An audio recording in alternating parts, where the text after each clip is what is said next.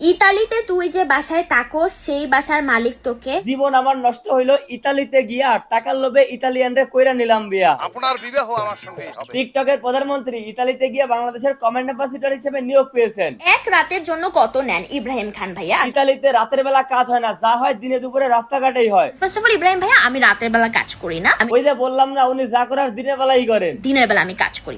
চেনা চেনা লাগে তবু কেন অচেনা, ইতালিতে গেলেই বাংলাদেশের সব রহস্যপতি হবে অজানা। মনে পড়ে আপা পুরনো দিনের কথা? পুরানো সেই দিনের কথা ভুলবি কি রে?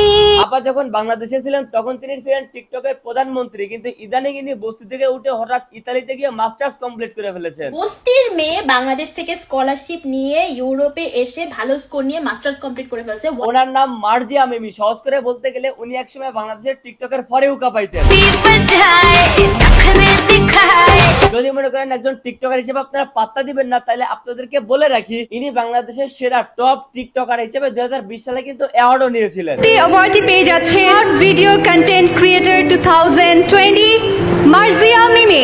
এখন দেশের একজন টিকটকারের কাছ থেকে আপনারা এইটা ছাড়া আর কি আশা করতে পারেন? এই জমি চাষ করতে অনেক শ্রমিক লেগেছে। অনেকদিন যাবত টিকটকে নাচানাচি করতে পারে না। আগে তো মায়ের সাথে ডান্স করতো, কিন্তু এখন তো ওইটাও করতে পারে না, যার কারণে অলমোস্ট সোশ্যাল মিডিয়া থেকে তিনি আউট। তুই কত বেটার খাটে গেছত বলবি সালমান রহমান ভাইয়া? এর জন্য ইতালিতে গেছে পড়াশোনা করতে, কিন্তু ইতালিতে তো ব্যাচেলার হিসেবে রুম ভাড়া পাওয়া যায় না, যার জন্য একটা জোগাড় করে ফেলেছে ইতালিয়ান বুইরা। এর দাওয়াত দিলাম বন্ধু, আসবে আমার বাড়ি। কাজ কাম করা বাদ দিয়ে এখন এই বুইরা মালটাকে ভাঙায় ভুঙায় খায় আর ভুড়ি টান করে রাস্তাঘাট দিয়ে ঘুরে ঘুরে ভিডিও বানায়। আমি সারাদিন এই বেটা ওই বেটার সাথে ঘুরে বেড়াইছি। ঠিক এই কারণে যখন কোনো ছেলে একে বাজে মন্তব্য করে, সেটাকে কেন্দ্র করে ওই ছেলের প্রোফাইলটাকে সামনে এনে ওই ছেলের কমেন্টের রিপ্লাই দেওয়া হচ্ছে এর একমাত্র কাজ। আপনি আমাকে যেটার কথা বললেন না, যে যেটা থাকলে বেটার অভাব হয় না, সেটা তো আপনারও আছে, আপনার পিছনে আছে, একটু চেক করে দেখেন। হ্যাঁ, চিন্তা করেন একটা ভিডিওতে 1000-এর উপরে কমেন্ট আসে, সেখানে ভালো খারাপ সব কমেন্টই থাকবে, কিন্তু এই মালদাস যেই কমেন্টটা খারাপ ওইটাকেই শুধু সামনে এনে রিপ্লাই করতেছে। আপনার ফ্যামিলিতে যারা মা বোন আছে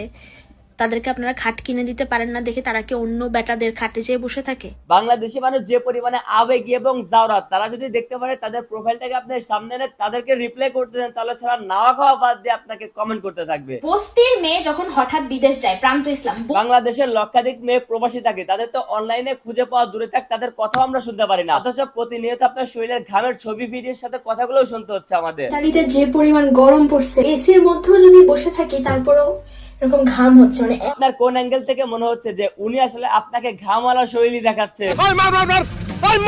উনি আবার মাঝে মধ্যে মেয়েদেরকে মোটিভেশন দিয়ে থাকেন। আপু, আমার বয়ফ্রেন্ড আমাকে ছেড়ে চলে গেছে, আমি অনেক চেষ্টা করছি কিন্তু কোনোভাবে আমি তাকে আটকে রাখতে পারিনি। এখন এই কথার পর আমাদের ইটালিয়ান আপুর পরামর্শ হলো, বাসের পিছনে আর ফুরুষের পিছনে কখনো দৌড়াবে না। উইদিন 5 মিনিটস আরেকটা বাস চলে আসবে আর একটা ফুরুষ তোমার জীবনে চলে আসবে। যেমনটা ওনার জীবনে এসেছে। দেশে থাকতে কয়েকটা ছিল, এবার ইতালি গিয়ে তো আরো কয়েকটা ম্যানেজ করে ফেলছে। রাত্রে মধু থাকলে পিঁপড়ার অভাব হয় না। আপার পাত্রে মনে হয় অনেক মধু।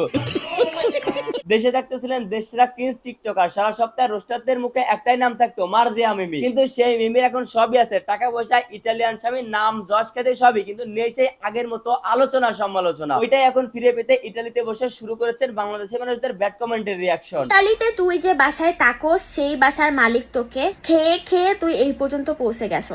আপনি যে প্রসেসটা বলছেন ওই প্রসেস ফলো করেই আমি বাসা ভাড়া নিছি। উনি টাকা দিয়ে বাসা ভাড়া নিয়েছেন নাকি স্বামী ভাড়া করে এনে বাসা ভাড়া নিয়েছেন নাকি অন্য কোনো প্রসেস ফলো করে বাসা ভাড়া নিয়েছেন, ওইটা আমার কোনো মুখ্য বিষয় নয়। বিষয় হচ্ছে একটা মেয়ে ইটালিতে থাকে, তার কোনো কাজকর্ম নেই, সে বাসায় বসে বসে বাংলাদেশের কোন ছেলে কোথায় তাকে কি ব্যাড কমেন্ট করলো ওইটা খুঁজে খুঁজে এনে রিপ্লাই দেওয়া। মানে কারো কন্টেন্ট হয় কাপল ব্লগ করা, কারো কন্টেন্ট হয় টিকটক করা, কারো কন্টেন্ট ফানি ভিডিও, কারো কন্টেন্ট আবার রোস্টিং, কিন্তু এনার কন্টেন্ট হচ্ছে মানুষের ব্যাড কমেন্টের রিয়াকশন দেওয়া। আপনার মধ্যে অনেক খনিজ সম্পদ আছে, বোঝা যায়। মানে বাঙালি যদি এটা বুঝে ফেলে তাহলে এরা নাওয়া খাওয়া বাদ দিয়ে কমেন্ট করা শুরু করবে।